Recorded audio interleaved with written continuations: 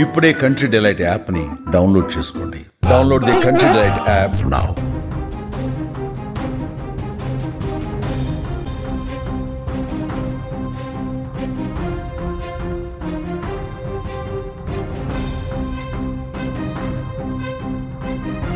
కోరుట్ల చిన్నారి హితీక్ష హత్య కేసులో కొత్త నిజాలు వెలుగులోకి వస్తున్నాయి.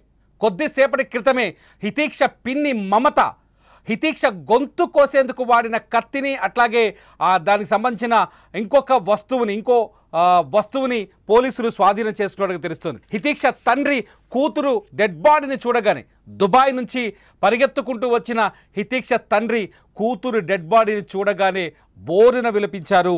ఆయన దుఃఖాన్ని చూస్తే ఎవ్వరూ అడ్డుకోలేని పరిస్థితి. మీరు స్క్రీన్లో చూస్తున్నారు. హితీక్ష తండ్రి గ్రీన్ కలర్ డ్రెస్లో వస్తున్నాడు.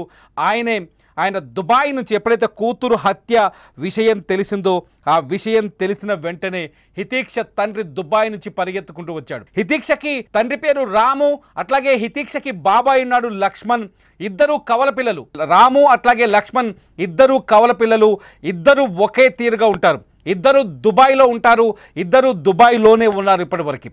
అయితే హితీక్ష తల్లి నవీన అట్లాగే హితీక్షను హత్య చేసిన మమత ఇద్దరు అక్కా చెల్లెల పిల్లలే, ఇద్దరు బంధువులే. హితీక్షతో పాటు ఒక అన్నున్నాడు 7 సంవత్సరాల హితీక్షకి. అట్లాగే మమతకి ఎవరైతే ఇప్పుడు ఈ హత్య చేసిందో హితీక్షని హత్య చేసినట్టుగా పోలీసులు నిర్ధారించారో ఆ మమతకి ఇద్దరు కూతురు ఉన్నారు. ఇద్దరు మొదటి నుంచి అటు పుట్టింటి వైపు నుంచి ఇటు మెట్టినింటి వైపు నుంచి అతి దగ్గర బంధువులు, రక్త సంబంధికులు. అయినా వీళ్ళ మధ్య పగ మొలిచింది. అది ఏ స్థాయికి వెళ్ళిందంటే అన్యం పుణ్యం ఎరుగని హితీక్షని బలి తీసుకునే స్థాయికి వెళ్ళింది. శనివారం రోజు సాయంత్రం, అంటే నిజానికి హితీక్ష హత్యకు కారణాలను కూడా మమత బయటపెట్టినట్టుగా తెలుస్తోంది.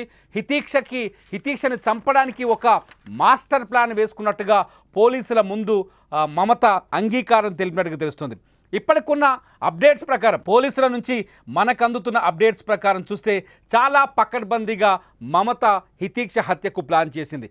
చాలా తెలివిగా శనివారం సాయంత్రం 5 గంటలకి కోరుట్లలో ఈ పీర్ల పండుగ ఏదైతే ఈ పీర్ల పండుగ ఉంటుందో అది కోరుట్లలో చాలా ఫేమస్. అయితే ఆ పీర్ల పండుగ దగ్గరికి వెళ్ళిన హితీక్షని మమతని ముందుగా వెతికి పట్టుకొని ఇంటికి తీసుకొచ్చిన తర్వాత మమత హితీక్షని ఎదురుగా ఉండే మరో ఇంట్లోకి, ఏదైతే హత్య జరిగిన ఇల్లుందో ఆ ఇంట్లోకి లాకెళ్ళింది. అంతేకాదు అక్కడికి వెళ్ళేటప్పుడే ఒక కవర్లో మమత ఒక కత్తిని అట్లాగే ఒక కట్టర్ని రెండింటిని ఒక కవర్లో పట్టుకొని వెళ్ళినట్టుగా అక్కడి సీసీ కెమెరా ఫుటేజ్లో పోలీసులు కనిపెట్టినట్టుగా సమాచారం. మమత ఆ ఇంట్లోకి ఈ హితీక్షని లాక్కెళ్ళిన తర్వాత బాత్రూంలో హితీక్ష నోరు మూసి ఆ తర్వాత మొదట కట్టర్తో, వైర్లను కట్ చేసే కట్టర్తో హితీక్ష గొంతు కోసినట్టుగా తెలుస్తోంది. పోలీసుల ముందు ఈ విషయాల్ని మమత చెప్పినట్టుగా మనకు సమాచారం అందుతోంది.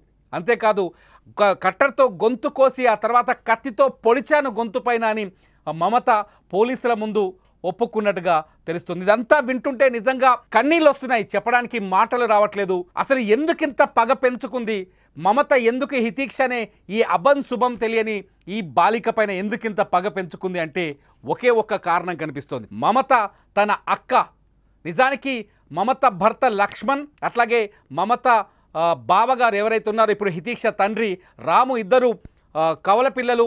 వాళ్ళ మమత అట్లాగే హితీక్ష తల్లి నవీన కూడా అక్కా చెల్లెల పిల్లలే. బంధువుల నుంచే ఈ పెళ్లి చేసుకున్నారు. అయినప్పటికీ నవీనకు దక్కిన గౌరవం, ఇంట్లో నవీనకు దక్కిన గౌరవం, నవీనకున్న ప్రాధాన్యత తనకు లేదు అని మమత చాలా రోజులుగా నవీన పైన కసిని పెంచుకున్నట్టుగా తెలుస్తోంది. పైకి సంతోషంగా మాట్లాడుతూనే, ప్రేమతో మాట్లాడుతూనే నవీన పైన తీరని పగని పీకల లోపుతూ పగని పెంచుకున్న మమత ఎలాగైనా నవీనకు కన్నీళ్లు మిగిల్చాలని ఆలోచించినట్టుగా పోలీసుల ముందు మమత అంగీకరించినట్టు తెలుస్తోంది. నవీనని ఏడిపించాలి, జీవితాంతం తన అక్క నవీనని ఏడిపించాలి అంటే ఖచ్చితంగా ఆమెకున్న 2 పిల్లల్లో ఎవరో ఒకరిని చంపేయాలని మమత నిర్ణయించుకున్నట్టుగా పోలీసుల ముందు ఆమె ఒప్పుకున్నట్టుగా తెలుస్తోంది. అందుకే మొదట నవీన కొడుకుని టార్గెట్ చేశానని, ఆ తర్వాత అతను ఇంటి వెనకాలకు వెళ్ళి ఆడుకోవడంతో అతను తప్పించుకున్నాడు, తన కంటికి దొరకలేదు ఆ సమయంలో. ఆ తర్వాత హితీక్ష స్కూల్ నుంచి వచ్చింది. ఆ పీర్ల పండుగ దగ్గర ఆ హితీక్ష కనిపించింది. దీంతో హితీక్షని తీసుకొచ్చి ఈ హత్య చేసినట్టుగా మమత పోలీసుల విచారణలో వెల్లడించినట్టుగా కొంత సమాచారం మనకు అందుతోంది. మమత కేవలం అంటే మమత చుట్టూ చాలా ఆరోపణలు కూడా కనిపిస్తున్నాయి. మమత బెట్టింగ్ లేదో ఆడేదని, అట్లాగే ఆన్లైన్ గేమ్స్కు అలవాటు పడుందని, ఈ నేపథ్యంలో దాదాపు 30 లక్షల రూపాయల డబ్బులను కూడా పోగొట్టిందని ఆమె కుటుంబ సభ్యులు, ఆమె అత్త లక్ష్మి అండ్ మిగతా బంధువులు అక్కడ చెబుతున్నట్టుగా మనకు సమాచారం అందుతోంది. మమత ఆర్థికంగా కూడా కుటుంబానికి తీవ్రమైన నష్టం చేసిన నేపథ్యంలో మమతకి ఫ్యామిలీలో గౌరవం తక్కువగా ఉండటం, తనకి తానే ఇన్ఫీరియారిటీకి వెళ్ళిపోవడం, నవీనకి ఎక్కువగా గౌరవం ప్రాధాన్యత ఉండడంతో మమత తట్టుకోలేకపోయినట్టుగా సమాచారం అందుతోంది.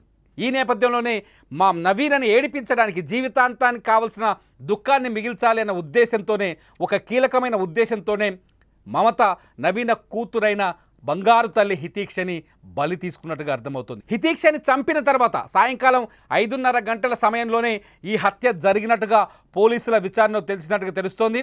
హత్య చేసి డెడ్ బాడీని, రక్తం పడుగులో పడిపోయిన డెడ్ బాడీని బాత్రూంలోనే, ఏదైతే హత్య జరిగిన ఇల్లుందో వీళ్ళ ఇంటికి ఎదురుగా ఉన్న ఇల్లు, ఆ ఇంటికి ఎదురుగా ఉన్న ఇంట్లో బాత్రూంలోనే వదిలేసిన మమత ఇంట్లోకి తను హత్యకు వాడిన ఒక కవర్లో ఆ కత్తిని అట్లాగే కట్టర్ని తీసుకొచ్చింది.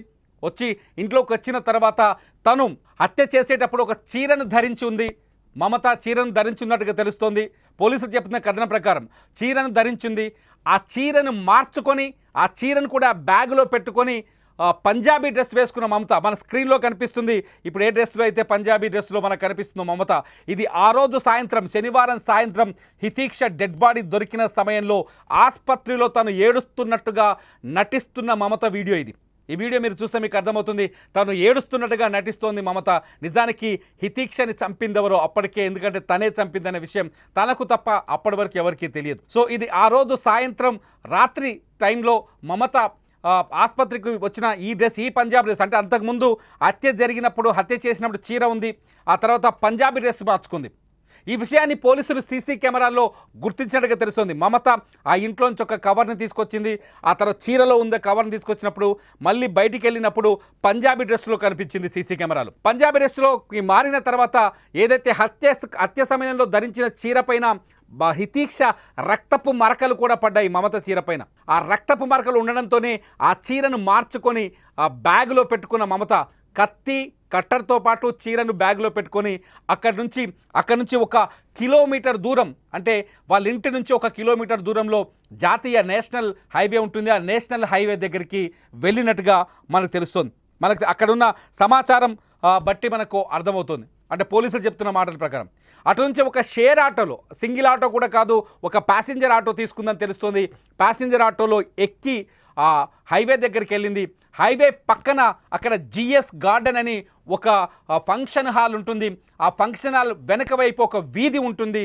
ఆ వీధిలో ఈ హితీక్ష హత్యకు సంబంధించిన కత్తి, అట్లాగే కట్టర్, ఆ చీర, ఈ 3 వస్తువులతో కూడిన కవర్ని అక్కడ పడేసి మళ్ళీ తిరిగి ఇంటికి వచ్చింది మమత. ఇంటికి వచ్చేలోపే హితీక్ష స్కూల్ నుంచి రాలేదు, ఎక్కడికి వెళ్ళిందా అని మమత అత్త, ఎవరైతే హితీక్ష నానమ్మ ఉందో, ఆ నానమ్మ మనవరాలి కోసం వెతుకులాట మొదలుపెట్టింది.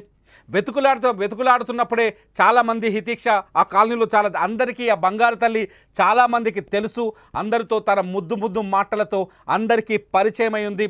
అందరికీ చాలా స్పష్టంగా హితీక్ష గురించి తెలుసు. సో ఆ కాలనీలో ఉన్న వాళ్ళంతా ఆందోళన వ్యక్తం చేశారు. ఆ పాప కోసం రాత్రి వరకు గాలిస్తూనే ఉన్నారు. చిన్నారి తల్లి దొరక్కపోవడంతో ఎవరైనా కిడ్నాప్ చేశారా, లేకపోతే ఎక్కడికైనా వెళ్ళిపోయిందా తెలియక అని చెప్పేసి భయంతో పోలీస్ స్టేషన్ పరిగెత్తారు. పోలీస్ స్టేషన్కి వెళ్ళిన తర్వాత పోలీసులు రంగంలోకి దిగారు.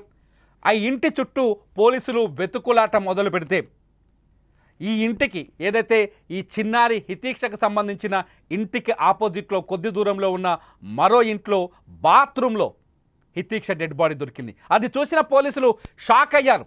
వెంటనే ఆ ఇంటి యజమానిని పట్టుకునే ప్రయత్నం చేశారు. ఆ ఇంటి యజమానికి ఫోన్ చేశారు. ఫోన్ చేస్తే ఆ ఇంటి యజమాని కొన్ని రోజులుగా వరంగల్లో ఉన్నానని చాలా స్పష్టంగా ఆధారాలతో కూడిన సమాధానం ఇచ్చారు. దీంతో కథ మిస్టరీగా మారింది. అప్పుడు పోలీసులు ఎవరు హితీక్షను చంపింది అనే కోణంలో విచారణ మొదలుపెట్టారు. ఏకంగా జిల్లా ఎస్పీ రంగంలోకి దిగారు. రాత్రి 9 గంటల నుంచి ఉదయం 4 గంటల వరకు అదే కాలనీలో ఉంటూ హితీక్ష ఇంట్లో ఉంటూ మొత్తం దగ్గరుండి ఇన్వెస్టిగేషన్ చేశారు. జాగిలాన్ని తీసుకొచ్చారు. మొట్టమొదటగా పోలీసు జాగిలాన్ని తీసుకొచ్చారు. ఆ విజువల్ మా దగ్గర ఉంది. పోలీసు జాగిలాన్ని తీసుకొచ్చినప్పుడు ఆ డాగ్ పోలీస్ స్క్వాడ్ కూడా ఆ హత్య జరిగిన ప్లేస్ నుంచి నేరుగా హితీక్ష వాళ్ళ ఇంట్లోకే వచ్చింది. ఆ సీన్ మీరు చూడొచ్చు స్క్రీన్ పైన. హితీక్ష ఇంట్లోకి వచ్చేసరికి పోలీసులకు ఒక కన్ఫర్మేషన్ వచ్చింది. హత్య చేసింది ఎవరో కాదు, ఇంట్లో ఉన్న బంధువులే ఈ హత్య చేశారు, ఇంటికి సంబంధించిన మనుషులే హితీక్ష గొంతు కోశారు అని ఒక క్లారిటీకి వచ్చిన పోలీసులు ఇంట్లో ఉన్న వాళ్ళని ప్రశ్నించడం మొదలుపెట్టారు. మొట్టమొదట ఈ హితీక్ష ఎక్కడైతే హత్యకు గురైందో హత్యకు గురైన ఇంటికి సమీపంలో ఉన్న ఒక నిర్మాణం జరుగుతుంది, ఒక వేరే కన్స్ట్రక్షన్ జరుగుతుంది. అక్కడ కొందరు భవన నిర్మాణ కార్మికులు ఉన్నారు. వాళ్ళని పోలీస్ స్టేషన్కి తీసుకెళ్లారు. పోలీస్ స్టేషన్ తీసుకెళ్ళి వాళ్ళని ప్రశ్నించారు. ఆ తర్వాత హితీక్ష నాన్నమ్మ లక్ష్మిని పోలీస్ స్టేషన్కి తీసుకెళ్లారు. నాన్నమ్మ లక్ష్మిని తీసుకెళ్లిన తర్వాత మరొక టీం హితీక్ష ఇంటి చుట్టూ ఉన్న సీసీ కెమెరాల్ని సెర్చ్ చేసింది. ఈ సీసీ కెమెరాల్లోనే హితీక్ష హత్యకు సంబంధించిన కీలకమైన ఆధారాలు దొరికాయి. హితీక్ష ఏదైతే డెడ్ బాడీ దొరికిందో డెడ్ బాడీ దొరికిన ఇంట్లోంచి హితీక్ష పిన్ని మమత చీరలో బయటికి రావడం, ఆమె చేతిలో కవర్ ఉండటం, హితీక్షని వెతుకుతున్న సమయంలో మమత డ్రెస్ మార్చుకొని ఉండడం, పంజాబీ డ్రెస్లో ఉండటం మీరు స్క్రీన్లో చూస్తున్న విజువల్స్ ప్రకారం. ఇదంతా చూసిన పోలీసులు మమత పైన కాస్త ఆమె పైన విచారణ చేశారు, ఆమెను ప్రశ్నించారు.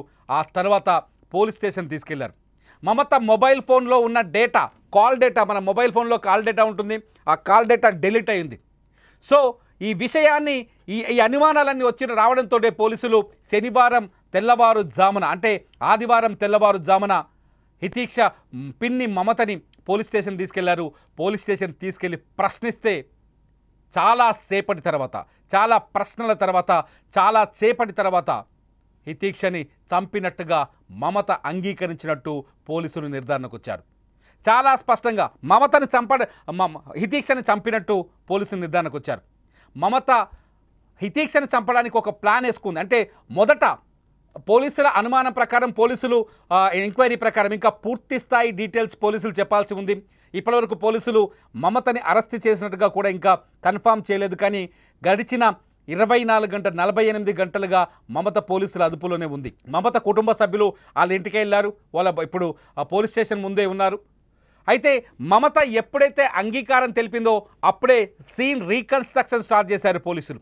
మమతని జీపులో తీసుకొని ఆమె హత్య చేసిన ప్రాంతంతో పాటు ఆమె హత్యకు వాడిన ఆయుధాలని ఎక్కడ పడేసిందో అనే వివరాలను లాగే ప్రయత్నం చేశారు. ఇంటి దగ్గర నుంచి మమత ఏదైతే జిఎస్ గార్డెన్ ఉందో ఆ గార్డెన్ వెనకాల ఉన్న వీధిలో ఆమె పడేసిన కత్తి, అట్లాగే కట్టర్, చీరకు సంబంధించిన ఆ డీటెయిల్స్ అన్నింటినీ కనిపెట్టారు. ఆ బ్యాగ్ని స్వాధీనం చేసుకున్నారు. ఆ తర్వాత మమత అత్త ఎవరైతే హితీక్ష తల్లి నానమ్మ ఉందో ఆ లక్ష్మిని పిలిచి వివరాలు తెలుసుకున్నారు. మమతకి ఇంట్లో అంటే కొంత ఈ అప్పులు, ఈ బెట్టింగ్స్, ఈ 30 లక్షలు, ఈ వ్యవహారాలన్నీ ఈ నేపథ్యంలో బయటకు వచ్చినట్టుగా సమాచారం అందుతోంది. సో మమత మొదటి నుంచి కొంత డిఫరెంట్ క్యారెక్టర్, అసూయతో కూడిన క్యారెక్టర్. సొంత అక్కే, నిజానికి మమత ఎవరైతే ఉన్నారో వాళ్ళ మదర్, అట్లాగే హత్యకు గురైన హితీక్ష అమ్మమ్మ అంటే నవీన ఉంది కదా హితీక్ష తల్లి, వాళ్ళ తల్లి ఇద్దరు అక్క చెల్లెలే అని తెలుస్తోంది. రక్త సంబంధికులైనప్పటికీ కూడా అత్యంత దారుణంగా చంపాలని ప్లాన్ చేసింది. ఈ అసూయ కేవలం తన అక్కకి అంటే తన తోటి కోడలికి ఇంట్లో అధిక ప్రాధాన్యత దక్కుతుందనే విషయం తట్టుకోలేకనే మమత ఈ హత్య చేసినట్టుగా తెలుస్తుంది. ఇదంతా పక్కన పెడితే హితీక్ష తండ్రికి ఈ విషయం తెలిసింది. దుబాయ్లో ఉన్న హితీక్ష తండ్రి వెంటనే ఆగ మేఘాల మీద పరిగెత్తుకుంటూ వచ్చాడు. బిడ్డా నన్ను రమ్మంటేవి కదా ఇంటికి, నేను వచ్చేలోపే ఇలా శవంగా మారిపోయావా అంటూ బోరున విలపిస్తూ ఆ వీడియో చూస్తే నిజంగా ఒక్కసారి కన్నీళ్ళు వస్తాయి. అయితే హితీక్ష తండ్రితో పాటు రాము ఎవరైతే ఉన్నది రాముతో పాటు మమత భర్త లక్ష్మణ్ కూడా దుబాయ్లోనే ఉంటాడు. కానీ లక్ష్మణ్ రాలేకపోయాడు, దుబాయ్లోనే ఆగిపోయాడు. అంటే తన భార్య చేసిన నేరం గురించి లక్ష్మణ్కి అనుమానం కలిగి ఉందని కూడా ఆ ఊళ్ళో ఉన్న మనుషులు చెప్తున్నారు. పోలీసులు కూడా ఈ కోణంలోనే ఆలోచిస్తున్నారు. మొత్తానికి రాము వచ్చి రావడంతోనే హితీక్షని చూసి ఆయన విలపిస్తున్న తీరు చూస్తే కన్నీళ్ళు వస్తున్నాయి. ఒక్కసారి రాము వాయిస్ వినండి, ఆ వీడియో చూడండి మీరు ఒకసారి.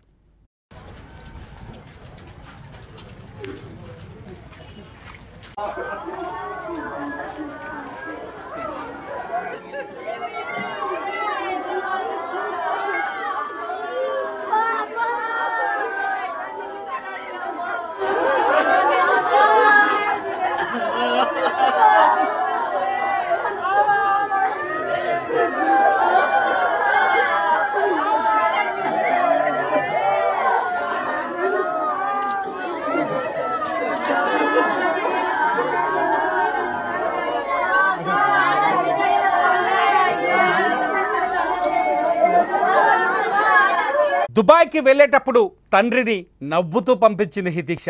డాడీ ఎప్పుడు తిరిగి వస్తావు, మళ్ళీ ఎప్పుడు వస్తావు నాన్న అని మాట్లాడింది. అంతేకాదు దుబాయ్లో ఉన్న తండ్రితో ఫోన్లో కూడా మాట్లాడుతూ ఉంది హితీక్ష. ఒక్కగానొక్క కూతురు కదా, ఎంతో ప్రేమగా చూసుకున్నాడు రాము. నాన్న ఇంటికి రా అని అడిగితే వస్తాను బిడ్డ అని సమాధానం కూడా చెప్పినట్టుగా ఆయన ఏడుస్తుంటే మనకు అర్థమవుతుంది ఆయన మాటలు. ఇంటికి వచ్చేలోపే ఆ కూతురు శవంగా మారింది. ఎవరి చేతుల్లోనో కాదు, ఎంతో నమ్మకమైన కుటుంబ సభ్యుల చేతుల్లోనే. ఆమె ఎవరో కాదు, సొంత పిన్ని చేతుల్లోనే, రక్త సంబంధీకుల చేతుల్లోనే, తన తమ్ముడి భార్య చేతుల్లోనే తన బంగారు తల్లి హితీక్ష ప్రాణాలు కోల్పోయింది. ఇక్కడ ఇంకొక విషయం చెప్పాలి. హితీక్షని చంపిన తర్వాత మమతని పోలీసులు తీసుకెళ్లారు. ప్రస్తుతం పోలీస్ స్టేషన్లోనే ఉంది మమతని పోలీసులు విచారిస్తున్నారు. మమతకి 2 కూతుళ్ళు ఉన్నారు. ఆ 2 కూతుళ్ళు ఇంట్లో హితీక్ష డెడ్ బాడీ చుట్టూ కూర్చొని బోరున విలిపిస్తున్నారు. అంతేకాదు తండ్రి దుబాయ్లో ఉన్నాడు లక్ష్మణ్, తల్లి పోలీస్ స్టేషన్లో ఉంది. ఆ 2 పిల్లలు అనాథలుగా రోధిస్తున్న తీరు చూసి హితీక్ష తండ్రి రామే వాళ్ళని కౌగిలించుకొని ఏడ్చాడని మనకు కొంత అక్కడ ఉన్న వాళ్ళు చెప్తుంటే నిజంగా దుఃఖం ఆగట్లేదు. బంగారు తల్లి ఇటువంటి చిన్నారిని చంపడానికి ఆమె చేతులు ఎలా వచ్చాయి? మాట్లాడడానికి మాటలు రావట్లేదు.